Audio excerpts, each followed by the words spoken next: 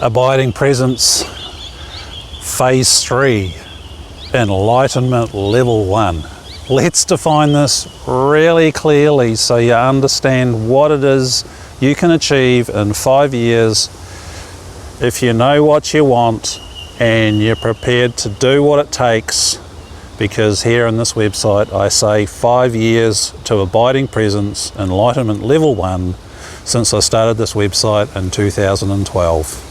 I'm Jason for awakenedessence.com. So let's be precise so you know what you're aiming for and you can decide what you're going to do about it. Ingredient 1. It comes down to, like I cover in the 4 ingredient summary, your structures. The structure of correct presence practice. How to align, which aligns you, all of your bodies, from your DNA, the planet, your cells, your physical body, your etheric body, your mental body, your emotional body, your higher mental body, and all that other esoteric stuff. Stuff being a technical term, up to your soul, your spirit, the divine, everything. And as you learn to align and you come into that place, if you're using your structures that are you, all of you, including your ego, your personality, your chatty mind, your desire to push things, your imagination which just creates nonsense, how all these structures work will impact the evidence in your life. All right? And that comes down to the 4th key ingredient, the most important one, your volitional attention, because it's yours. Free will. God gave that to you. So abiding presence, what does that mean? Abide. Where do you live? Most humans live in that place called unconsciousness, where they just react. They try to change their environment around them to suit their needs, their wants, their egotistical needs and all that sort of stuff. So nothing really happens. With correct presence practice, going through the 4 steps of correct presence practice, which is pillar 1 here in the 9-pillar framework, will align you as you practice with your volitional attention. Eventually the habit settles, so it becomes your default habit. And this is the key thing here, because as you consciously practice your presence throughout your day, it wears into your unconscious mind, which is the bulk of you. Pillar 5, which behaves like a 5-year-old, has a whole bunch of really confusing prime directives of the unconscious mind that I talk about here on that particular page, to where you naturally, as a default habit, what is a habit?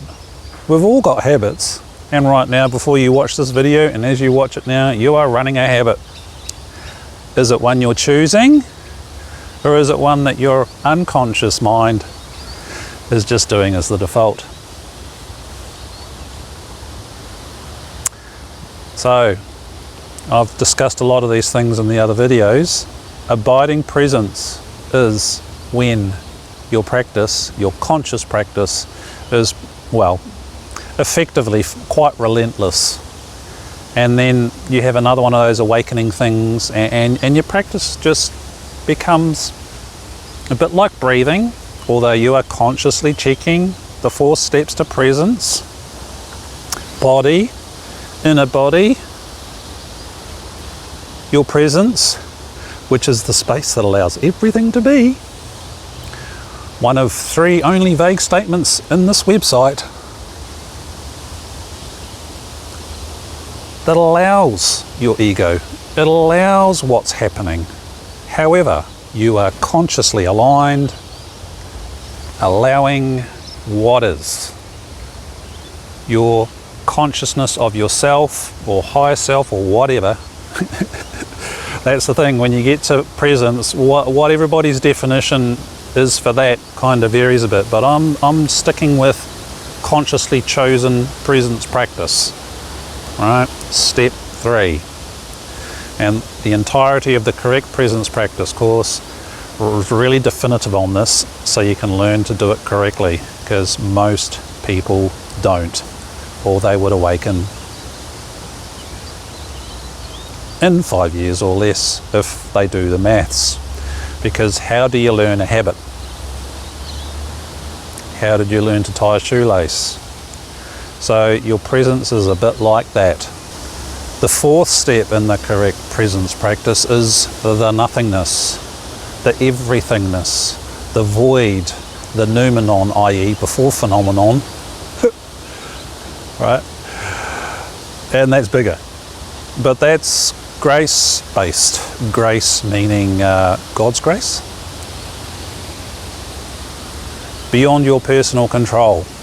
However, what I have experienced over the last decade and a half of living in abiding presence and beyond is that when you put in a little bit of effort, the Divine One is more than happy to help you out. And this is why I say it's mathematical, in direct contradiction to many teachers, because when you train yourself to be ready, is more than happy to provide it. No, you can't force grace, absolutely not. But you can be ready and grace will give it to you. I've seen this too many times. I've experienced it too many times. So, you know, you may think that's true or not, doesn't really matter. If you do what's in this website, you will see the evidence in your life. You will have interactions happening in your life where it's evident. Ooh, presence.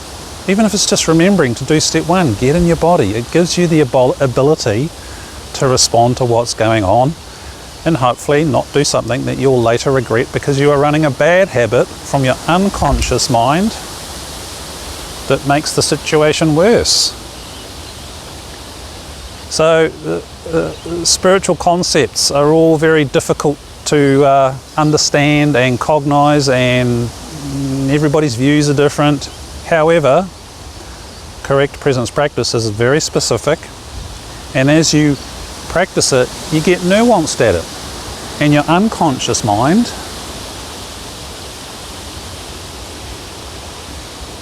learns it just like you did to tie a shoelace when you were 2, 3, 4, 5 years old. This is what happens. And then it's dead easy. So, you know, in regards to the phases, phase 1, got it, lost it, yeah, it's a grunt. It does require a lot of effort, does require a lot of application of your volitional attention. So you burn your neurology in. Right? Your neurology gets used to handling the wattage of holding your presence, your bigger space, the bigger you. And then you can sense inside and be aware of what's going on with your emotions and your stuff and your different neurological responses to events in your life, be they good ones or bad ones. God doesn't judge good or bad. Otherwise God wouldn't have put an asteroid on this planet 65 million years ago that wiped out most of the life here. So God does what God does. God doesn't judge. And it's up to you to choose, am I here? And then use your volitional attention and check the 4 steps. You check the first 3. God will give you the 4th one at times. And then that grows as you go through the phases of awakening as discussed in those pages. So that sort of vague saying, allowing everything to be as it is, means just that.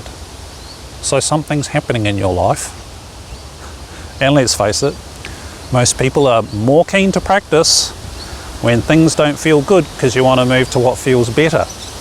Therefore, check your steps to presence. Body, get in there.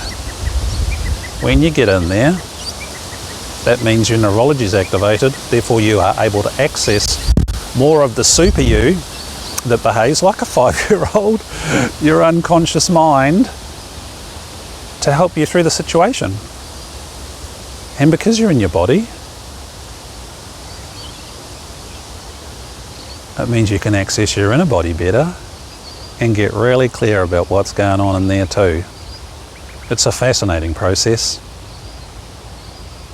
Speed is not necessarily an indicator. You know, when you dwell there, regardless of the phase of awakening you're at, when you dwell at each step, it does get more juicy. Yeah, and you might, you know, until you are abiding, you'll pop out, you'll go to your head, you'll get stuck in your emotions, you'll act out. The bad habit may still happen. I discuss this in the blind spot videos in quite some depth, because that's the habit that's ruling you. So as you use your volitional attention in the steps to presence practice, allowing everything to be as it is without forcing it, i.e. ego forcing it, and forcing can also be creating with your imagination things that aren't happening. So that's why step 1, presence, is be in the body. Step 2 is be aware of your inner body, so you can be aware of the nuances of what's going on there, so you get a clear readout. And you just get better and better at it. The habit of acuity grows. The habit of you being able to discern the evidence of your presence practice without forcing it, allowing everything to be, means you will access your presence more and more and be able to enter it more and more to that place where, yeah, oh, it's just happening. Oh, cool, I feel like crap, but it's encompassed in this allowingness, this spaciousness, you could call it, inside that bubble of consciousness that you are, the self. Be that the self with the small s or the Jungian self with the big S. Because step 4 is beyond the self with the big S, because it is God. Beyond the archetypes, beyond everything that Jung talks about. The nothingness, the divine. And that too becomes normal. I discussed that in the nothingness video by the frog pond, where I get quite drunk on emptiness. So as with tying your shoelace, you get blazingly fast at it, eh? You can be looking at this while you're doing your shoelace. This happens with your presence practice too at the unconscious level, because your neurology's burnt in, the habit's burnt in, your body knows what to do, your etheric body knows what to do, your mental and emotional bodies know what to do. Yep. And the ego may throw the odd spanner in the works, because there's another bad habit you need to untrain and allow the presence habit to take its place. And depending on what phase you want to get to, it'll determine how much you stick at it and how much you put the structures in your life to be able to make those structures of correct presence practice, or whatever you do to bring yourself into full alignment with the divine within yourself, and down there to her, Mother Earth, because she lent you all of her atoms.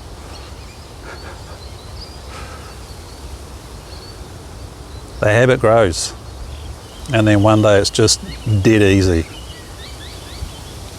It might take you a while to figure out, or you may have a whopping awakening and all of a sudden it's just really easy and it just seems like it's here. However, sorry, the conscious practice remains, because it's your attention. So as I say, you can't be aware of God unless your attention is placed to that no space where God is. And that's what our neurology is for. That's what our unconscious mind is for. So you can embody this and live it. So when you hit the abiding place, yeah, 5 to 20 years for it to settle. So you move into phase 4, matured abidance. Now this is where your practice, being self-honest,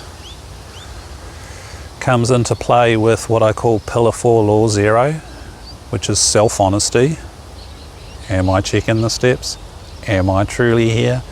Am I aware of my sacrum, my kneecaps, my feet, my body, my tummy, what emotions are running around, the sensations on my skin, and is my space naturally, my presence space, my me bubble, there's another word for it that I just made up. Am I aware as those, with my volitional attention being aware of them? So are you? Check.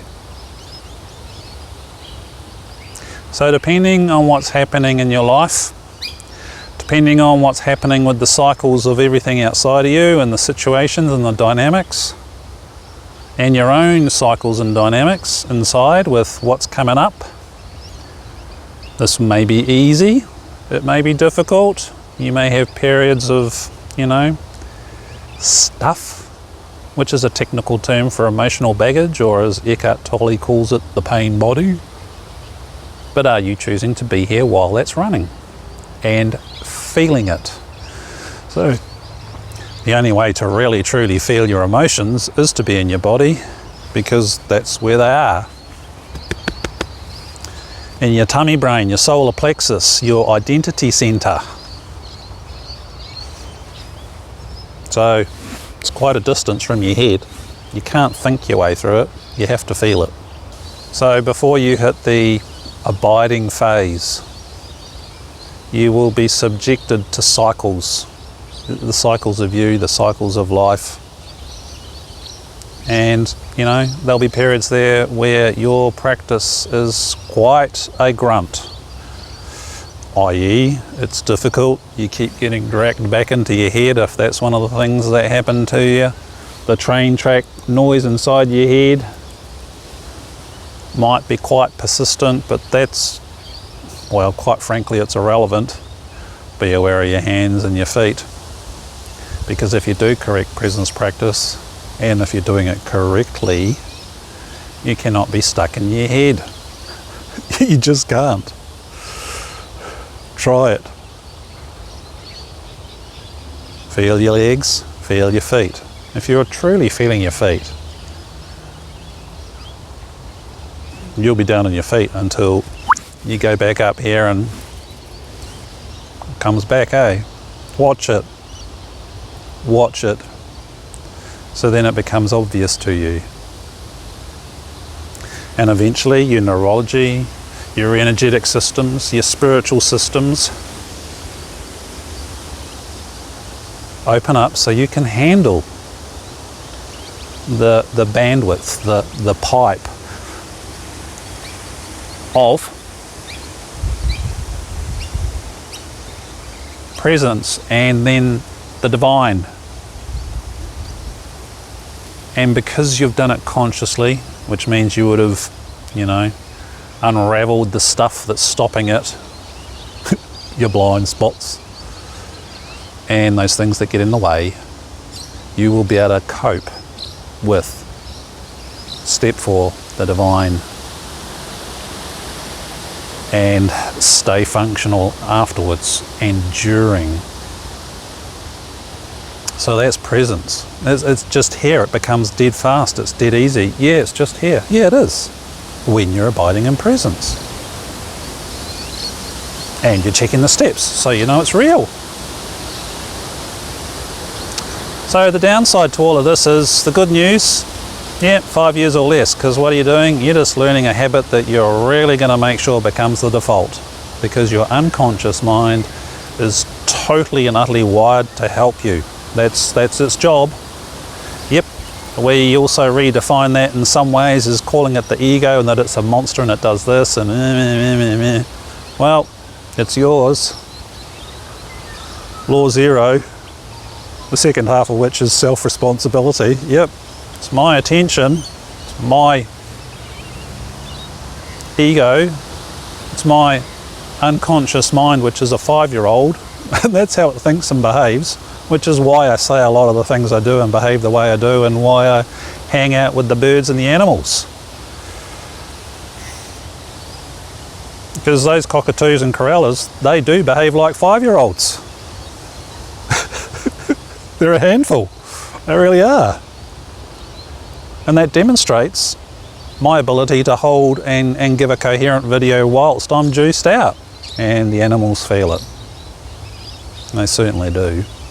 So once you come to this place of abiding presence, yeah, it'll probably feel good for a while. Good as in bliss and all that good stuff. But if you are practicing, it will stabilize and it just becomes normal. But like breathing, it's always here. And then later on it settles into phase 4, it's matured and it's very hard to lose it. I just cannot lose it anymore, neurologically speaking. So phase 3, abiding presence, is achievable for anybody. However, it does come down to this first ingredient that's not in the 9-pillar framework, but it is in the 4-ingredient summary, your motivation. What do you want? What you gonna do about it? It does require effort. Yeah, it sucks. It takes a lot of effort. And, my guesswork on this one, because this will be a research topic with those in the Mastery Club and coaching, is that, what's the best way to learn a habit? If you want to learn golf, if you went and played golf once a year, how quickly would you get your handicap down to, some desirable level? Decades and decades. Whereas if you play golf, 2 hours a day, you'll get better at it fast. That's just how we work. So this is why you practice, and the structure of that, in terms of your attention and how you're placing it, is mathematical. A habit is mathematical. So is your unconscious mind. As you learn to be present correctly, not stuck in your head thinking you're doing it. I did that for 12 years. I was good at it. Boy, I could create bliss. Yeah, I was wearing the Enlightenment badge. Yeah, man, the bliss. But I was creating it. Until I got told otherwise, and I had the guts to look. Blind spot. Your blind spots are the gateways to your life lessons and your soul lessons. So then you actually prove you've passed them with evidence. So when those situations crop up again, as they always will, because this is what life is on this planet A, accidents, ill health, global events, families, relationships, health issues, you will be tested. And when you can sit in your chair with excruciating pain for months to years and just be allowing everything as it is with presence and the divine hanging out, you won't mind if you're in a terrible pain or not. Yeah, preferably not, but another thing kicks in. Your presence is truly allowing what is. It is worth the effort. It really is. So if you're keen and you want to go for it, totally doable in 5 years. What's in this website will give you precision clarity. Correct presence practice course, the laws of grace, comes with some coaching so I can give you some feedback. There is the coaching and there is the Mastery Club. There are other teachers out there that will also help, but I'm very, very specific. So you are left under zero confusion. With precision, will know what's required. Do you want it? Or are you just saying you want it? Because our actions and what we do with our time, because we only have two things, time, attention, and I say this in too many videos, time, attention. Time exists. You have a 3D time device here, which is able to hold all those other dimensions, the spiritual dimensions. This body is designed to hold that, but you have to make it capable so it can handle the bandwidth, or you might say the wattage, of the everything. And when you do, Grace, G-O-D, is more than happy to help you and provide it. Then it's up to you what happens once it happens, because, you know, we are inherently lazy, and it's actually a prime directive, the path of least resistance. Which is why I say that if you do it enough, the default habit becomes the path of least resistance. It does, because you're damn good at it. That's all you're doing. You're just learning a really good habit and drilling it in so you become literally here, here, here. And unconsciously, your system gets used to that, so it becomes sensitive to presence. And then you're consciously checking in, and then when something out of the blue comes, hey, the global one, the pandemic, that brought up a lot of stuff, eh? A lot of different situations, restrictions, ill health, the whole fear thing, you know? Were you here? Was your presence here? Were you in your body? Were you feeling? Yes, you'll be able to still feel all those emotions, frustration at being in lockdown and all those things. It's just such a fantastic thing to talk about, because it was the great leveler. There's no excuses to say, oh, I did this. Did you? Honestly? Law zero, self-honesty.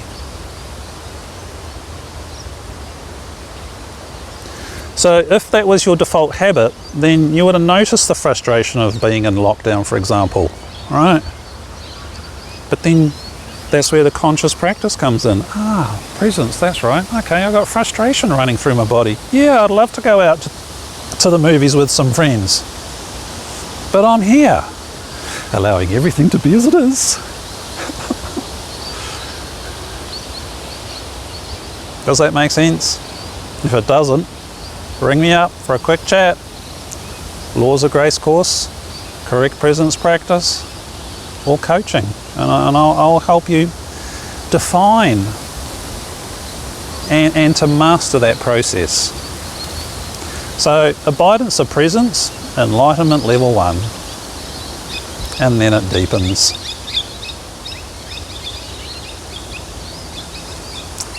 If you have any questions, make contact. I'm Jason for awakenedessence.com.